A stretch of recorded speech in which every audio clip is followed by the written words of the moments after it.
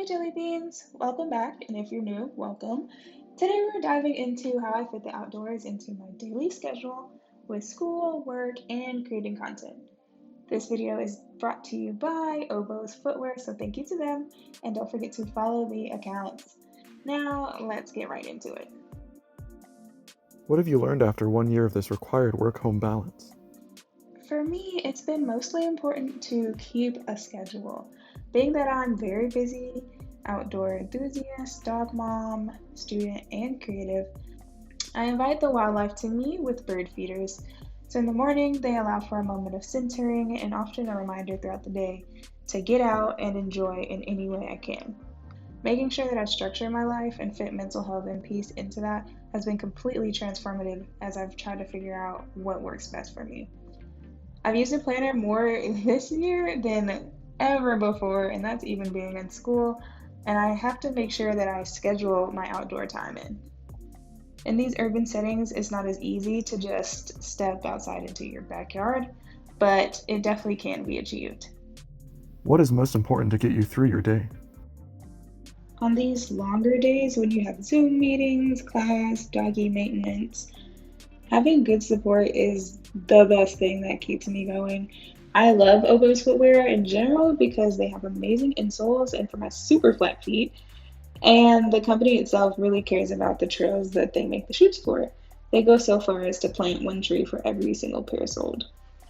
I prefer my low tops for the everyday errands. For walking the dog, going to class, those tasks that are very walking intensive, but I still like to be both cute and functional, I use the Bozeman lows. They come with the OFit insole, which is removable and made of sustainable algae, and the laces are also made from recyclable material, which is important when you're trying to protect the environment on and off the trail. Between your desire to be outdoors and school, how have you built a community around your passions?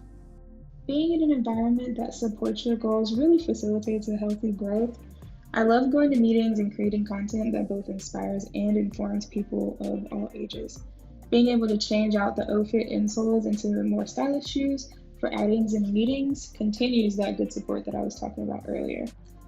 Throughout undergrad and grad school at UGA, it's been great to have professors and peers that were on your side and saw the vision. I remember being in an ornithology course and asking my professor and classmates if they minded me filming a lab for my YouTube channel, and they thought it was really cool. So, as I've gotten older and I've been able to take advantage of social media and networking, meeting the members of Black AF and STEM through Twitter and the Atlanta community through my internship with the U.S. Fish and Wildlife Services has really inspired me to continue to pursue my passion while lifting others up.